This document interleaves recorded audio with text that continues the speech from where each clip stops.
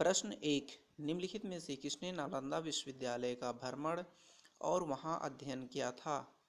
Options हैं ए Hiuen Tsang, B Fahien, सी मेगास्थनीज और D उपरोक्त में से कोई नहीं। सही जवाब ए हेनसांग।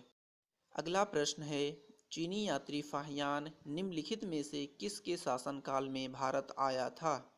ऑप्शंस हैं ए कनिष्क, बी चंद्रगुप्त प्रथम, सी चंद्रगुप्त द्वितीय और डी हर्षवर्धन। सही जवाब बी चंद्रगुप्त प्रथम। अगला प्रश्न है, कालिदास की किस कृति की गिनती विश्व के 100 प्रसिद्ध साहित्यिक कृतियों में से होता है? ऑप्शंस हैं ए ऋतुसंहार, बी मेघादूतम, सी अभिज्ञान शकुंतलम और डी कुमार संभवम।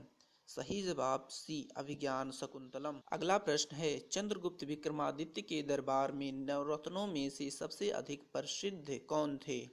ऑप्शंस हैं ए कालिदास, बी आर्यभट्ट, सी धन्वंतरी और डी वारामहिर।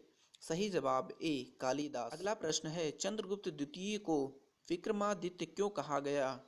ऑप्शन ए उसकी उज्जैन शासकों पर विजय के फलस्वरूप, बी उसकी विभिन्न विजयों के फलस्वरूप, सी धार्मिक गुरुओं के आदर्शों के फलस्वरूप और डी उपरोक्त में से कोई नहीं। सही जवाब ए उसकी उज्जैन शासकों पर विजय के फलस्वरूप। अगला प्रश्न है, चंद्रगुप्त द्वितीय के काल में विद्या, कला और साहित्य का महान केंद्र कौन सा था? ऑप्शंस हैं ए धारवाड़, बी वाराणसी, सी उज्जैन और डी विदिशा। सही जवाब उज्जैन। अगला प्रश्न है, चंद्रगुप्त द्वितीय की विजयों से उसके साम्राज्य का विस्तार कहाँ तक हो गया? ऑप्शंस हैं ए पश्चिमी समुद्री तट तक, बी गुजरात तक, सी बंगाल की खाड़ी तक और डी गोवा तक। सही जवाब ए पश्चिमी समुद्री तट तक। अगला प्रश्न है, इलाहाबाद के स्तंभ लेख में हरिसेठ ने प्रशंसा किसकी की थी? ऑप्शंस हैं ए चंद्रगुप्त की, बी स्कंदगुप्त की, सी समुद्रगुप्त की और डी अशोक की। सही जवाब सी समुद्रगुप्त की। अगला प्रश्न है, समुद्रगुप्त के काल का इतिहास जानने का सबसे महत्वपूर्ण साधन है। ऑप्शंस हैं ए इलाहाबाद स्तंभ पर उत्कीर्ण लेख, ऑप्शन बी मधुबनी उत्कीर्ण लेख, सी सांची गुफा लेख और डी भरहुत विभूति लेख। आप सही जवाब है ए इलाहाबाद स्तंभ पर उत्कीर्ण लेख। अगला प्रश्न है, गुप्त वंश की स्थापना किसने की थी? ऑप्शंस हैं ए श्रीगुप्त, बी घटोत्कच, सी रामगुप्त और डी चंद्रगुप्त। सही जवाब ए श्रीगुप्त। अगला प्रश्न है, किस वंश को भारत की संस्कृति में स्वर्ण युग कहा जाता है? ऑप्शंस हैं ए मौर्य वंश, बी गुप्त काल को, सी वर्धन काल को और डी कुषाण वंश को। सही जवाब बी गुप्त काल को। अगला प्रश्न है, गुप्त वंश की स्थापना किसने की थी? ऑप्शंस हैं चंद्रगुप्त प्रथम ने, बी श्रीगुप्त ने, डी चंद्रगुप्त द्वितीय ने और डी घटोत्कच ने। सही जवाब है ए चंद्रगुप्त प्रथम ने। अगला प्रश्न है, भारत पर आक्रमण करने वाला पहला विदेशी कौन था? ऑप्शंस हैं ए साइरस, बी डेरियस प्रथम, सी अग्रमीज और डी जेरेक्सस। सही जवाब ए साइरस। अगला प्रश्न है, सिंधु सभ्यता के महान स्नानगार कहाँ से प्राप्त हुए हैं? ऑप्शंस हैं ए मोहनजोदड़ो से, बी हड़प्पा से, सी लोथड़ से और डी कालीबंगा से। सही जवाब ए मोहनजोदड़ो से। अगला प्रश्न है, बौद्ध धर्म के प्रवर्तक गौतम बुद्ध का जन्म कब और कहाँ हुआ था? ऑप्शंस हैं ए 327 ईस्वी पूर्व सारनाथ में, बी 563 ईस्वी पूर्व लुम्बिनी में, सी 527 ईस्वी पूर्व गया में और डी 567 ईस्वी पूर्व कुशीनगर में। सही जवाब बी 563 ईस्वी पूर्व लुम्बिनी में। अगला प्रश्न है, हड़प्पा सभ्यता के विलुप्त हो जाने का क्या कारण माना जा सकता है? ऑप्शंस हैं ए हड़प्पा सभ्यता के विस्तार के साथ भूमि की उर्वरता का निरंतर कम होना, बी बाढ़ों का आना, सी विजातियों का आक्रमण और डी उपरोक्त सभी कारण। सही जवाब है डी उपरोक्त सभी कारण। अगला प्रश्न है कालीबंगा कहाँ स्थित है? ऑप्शंस हैं ए हरियाणा में, बी राजस्थान में, सी गुजरात में और डी पंजाब में।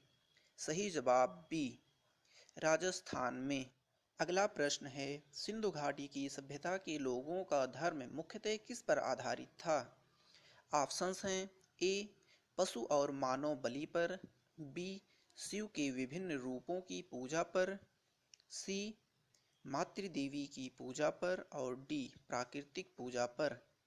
सही जवाब सी मातृदेवी की पूजा पर। अगला प्रश्न है हड़प्पा सभ्यता के औजार और अस्त्र मुख्यतः बनाए जाते थे। ऑप्शंस हैं ए लोहे के, बी पत्थर के, सी तांबा टिन और कांस्य के और डी लोहे और कांस्य के। सही जवाब है तांबा टिन और कांस्य के। अगला प्रश्न है गुर्जर प्रतिहार वंश की स्थापना किसने की थी?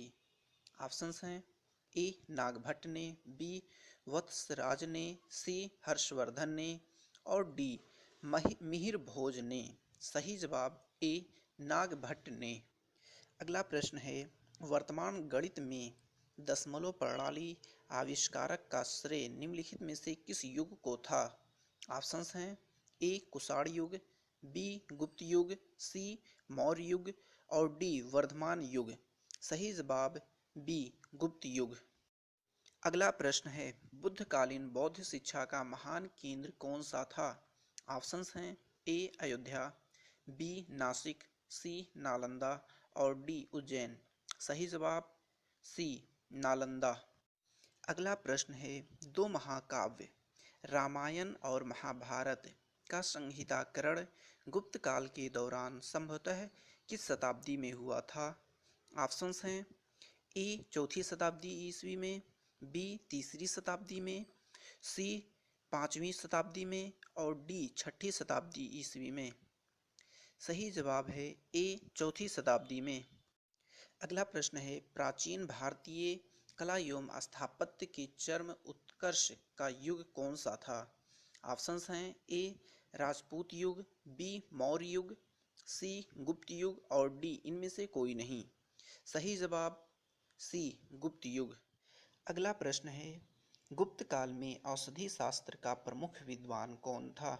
ऑप्शंस हैं ए वाग्भट, बी पंतजलि, सी वारामिहिर और डी पाणिनि। सही जवाब ए वाग्भट।